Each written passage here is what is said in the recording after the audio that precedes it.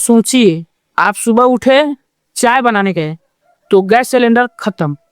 Order किया तो बोला गया गैस 300 रुपया महंगा हो गया है। आपने सोचा कोई बात नहीं, बाइक निकाल लेते हैं ऑफिस जाने के लिए, और जब पेट्रोल पंप पर तक जाते हैं तो पता चलता है बहुत लंबी लाइन लगी है। और तब आपको याद आया ये सब कुछ उस जंग की वजह से हो रहा है जो हमसे हजारों किलोमीटर दूर लड़ी जा रही है। आज का वीडियो ये आपको डराने के लिए नहीं बल्कि हकीकत से रूबरू कराने के लिए है। ये जंग अब मिडिल ईस्ट तक सीमित नहीं है, ये जंग अब भारत के हर घर में दस्तक दे चुकी है। और अगर आपने अभी तक गौर नहीं किया तो चलिए मैं आपको वो तस्वीर दिखाता हूँ जो टीवी पर नहीं दिखाई जाती। पहले हम ये समझते हैं कि वहाँ जमीन पर क्या हो रहा है। 14 मार्च 2026 ये तारीख इतिहास के पन्नों में सुनहरों अक्षरों से लिखी जाएगी। अमेरिका के राष्ट्रपति ट्रंप ने ईरान के सबसे बड़े ऑयल टर्मिनल खल्ग द्वीप पर हमले का ऐलान कर दिया है, और उन्होंने ये भी कहा है कि ये मध्य पूर्व के इतिहास का सबसे शक्तिशाली बमबारी अभियान है। जैसे कि मतलब कोई मानव कल्याण का काम होने जा रहा है, इसीलिए अभियान के तौर पर देखा जा रहा है। अब यहाँ गौर करिएगा, अमेरिका ने कहा है कि हमने तेल के ठिकानों को नहीं छुआ, सिर्फ सैन्य ठिकानों को तबाह किया है। मगर सवाल है कि अगर ईरान ने हॉर्मुज को सील कर दिया है तो तेल के ठिकानों को बकसने का क्या मतलब है। और उधर ईरान ने भी ऐलान कर दिया है कि इस रास्ते से एक बूंद भी तेल नहीं जाएगा, और इसी एक ऐलान ने दुनिया की अर्थव्यवस्था की कमर तोड़ दी है। कच्चा तेल $100 प्रति बैरल के पार पहुंच चुका है, और ये सिर्फ 15 दिनों में 40% की उछाल है, और ये तो बस शुरुआत है। और इधर इजराइल ने लेबनान पर हमला तेज कर दिया है, 770 से ज्यादा लोग मारे जा चुके हैं। तुर्की, सऊदी और कतर सब अपने अपने हवाई क्षेत्र में मिसाइलें मार रहे हैं, और ओमान में ड्रोन अटैक में 2 भारतीय मारे गए हैं। और हम आज इस पर भी बात करेंगे कि इसका असर भारत पर क्या पड़ेगा। भारत की 80% से ज्यादा तेल की जरूरत आयात से पूरी होती है, और ये जो तेल है वो ज्यादातर सऊदी, इराक, कुवैत और यूएई से आता है, और इन सब को जोड़ने वाली जीवन रेखा है हॉर्मुज। अब वो रास्ता तो बंद हो गया है, यानी दुकान तो खुली है, मगर सामान लाने के लिए वो वाली गली ही बंद है। मैं आपको बता रहा हूँ, आने वाले 7 दिनों में आपको ये बदलाव दिखने शुरू हो जाएंगे। पॉइंट नंबर 1, आपकी रसोई पर सीधा वार होगा।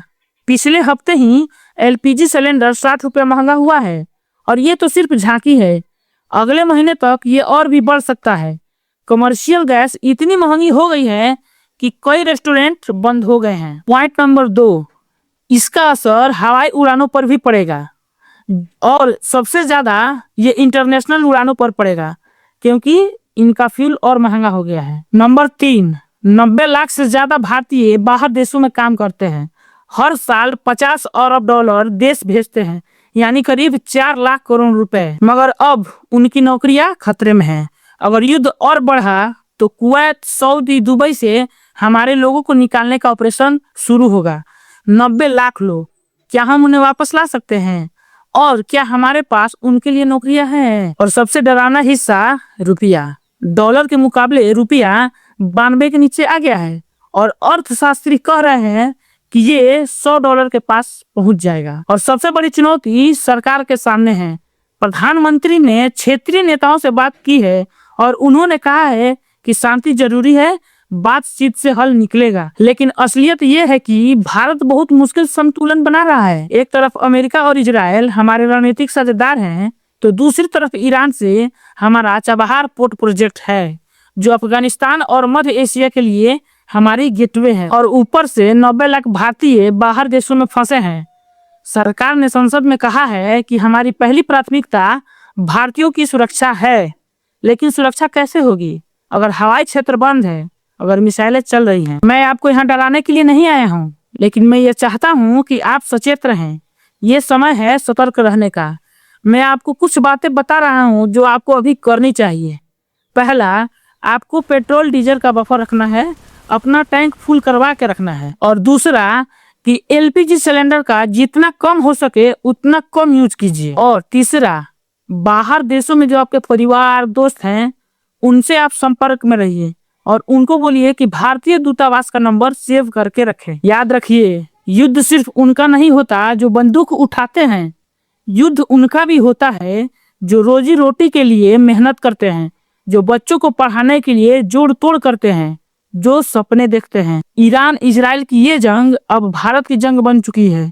ये जंग अब आपके घर के चूल्हे की है, आपके बच्चे के स्कूल की फीस की है, आपके बुढ़ापे की पेंशन की है। अगर आपको ये वीडियो पसंद आया हो तो इसे लाइक कर दीजिए और शेयर कर दीजिए। और हाँ, इस वीडियो को उन सबको भेजिए जो बाहर देशों में बैठे हैं। हो सकता है ये वीडियो उनकी कोई मदद कर सके। तब तक के लिए जय हिंद, वंदे मातरम।